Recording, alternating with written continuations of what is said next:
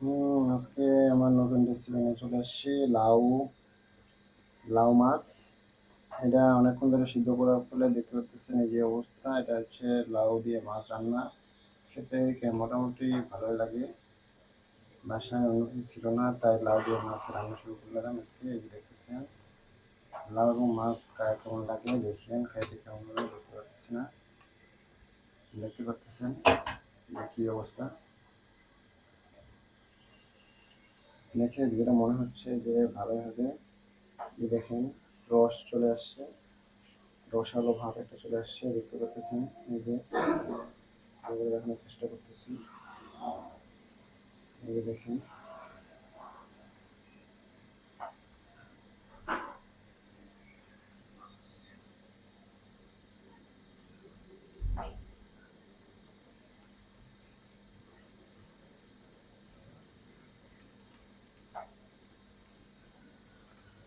উম,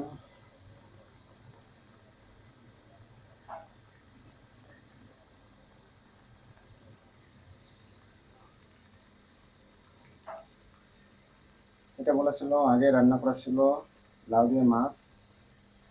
এটা এখন কিছুটা ঠান্ডা হয়ে গেছে। এই ঠান্ডা তরকারি খেতে খুব একটা ভালো লাগে না, সেই জন্য আমি গরম করে নিতেছি যাতে তরকারিটা খেতে ভালো লাগে।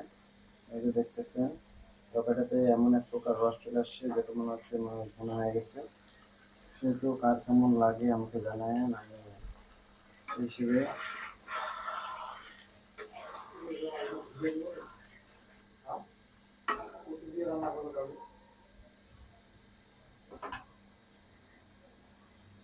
আপনারা দেখতে পাচ্ছেন। এই যে দেখতেছেন সেহেতু কে কার কেমন খেতে লাগে দেখতেছেন, মনে হচ্ছে মাংসের মতো একটা রস চলে আসছে, একটা সুগন্ধি গন্ধ চলে আসছে। সেই গন্ধ চলে আসছে, একটা সুগন্ধি ঘ্রাণ চলে আসছে। এটা দেখতে দেখতে খুবই সুন্দর মোটামুটি। এখন এটা দিয়ে আমি ভাত খাবো। ব্যাচেলার মানুষের খাওয়া দাওয়া খুব একটা ভালো হয় না, বুঝতে পারতেছেন। এই যারা ব্যাচেলার আছেন তারা কি খাওয়া দাওয়া করেন সেটা আমাকে জানাবেন। আর কালকে আমি নতুন একটা জিনিস খাবো, যে বাসায় এই যে একটা মূলার শাক, সেটা হচ্ছে আমি কালকে খাওয়ার জন্য নিয়ে আসছি। দেখতেছেন এটা মোটামুটি অনেক ফ্রেশ। আমি দেখানোর চেষ্টা করতেছি। এই যে দেখেন, এই যে দেখতেছেন যে শাকটা অনেক সুন্দর হয়ে আছে। কালকে আমি এটা খাবো, এবং কার কেমন অনুভূতি আমাকে জানান। সেহেতু এই যে বাজার থেকে কালকে খাওয়ার জন্য সবেমাত্র নিয়ে আসলাম এই যে মূলা শাক, দেখতেছেন অনেক ফ্রেশ। আর একটা হচ্ছে সরিষার শাক, যা অন্যান্য বাজারের তুলনায় খুবই সুস্বাদু।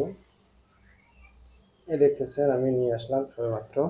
সেহেতু কারো কিছু যদি জানার থাকে, কিছু বলার থাকে, সেহেতু বলিয়েন। এই যে আমি কালকে এটা ভাজি খাওয়ার জন্য নিয়ে আসছি, তার সঙ্গে এই যে আমি দেখাচ্ছি, দেখানোর চেষ্টা করতেছি যে কি অবস্থা। এই যে লাউ থেকে মাছের গন্ধ বের হচ্ছে, দেখতেছেন। এই যে বর্তমানে লাউটা অনেক সুন্দর হয়ে গেছে দেখুন। এটাতে একটা যে তেলটা ছিল, তেলটা ছাড়া দিচ্ছে এবং সুন্দর উপরে চলে আসছে। এই যে দেখেন, দেখানোর চেষ্টা করতেছি। মনে হচ্ছে যে মানে মাংসের ভুনা রান্না করছি এরকম মনে হচ্ছে। তো বুঝতে পারতেছেন, কারো যদি খাওয়ার ইচ্ছা হয়ে থাকে তাহলে লাউ এবং মাছ দিয়ে এভাবে হালকা করে ঝোল দিয়ে রান্না করতে পারেন এবং খেতে আসতে পারেন। এটা ব্যাচেলারের জন্য খুবই একটা স্বাস্থ্যকর খাবার। সাধারণত ব্যাচেলার মানুষরা এভাবে খাওয়া দাওয়া করে থাকে। যদি কারো কিছু বলার থাকে আমাকে কমেন্টে জানান, আমি তার উত্তর দেওয়ার চেষ্টা করব।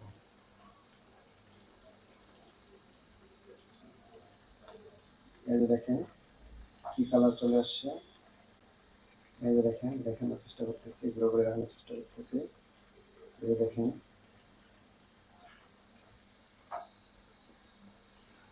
আজকে এখানে হয়তো সমাপ্ত করতেছি। পরবর্তীতে আমি আমার নতুন রেসিপি নিয়ে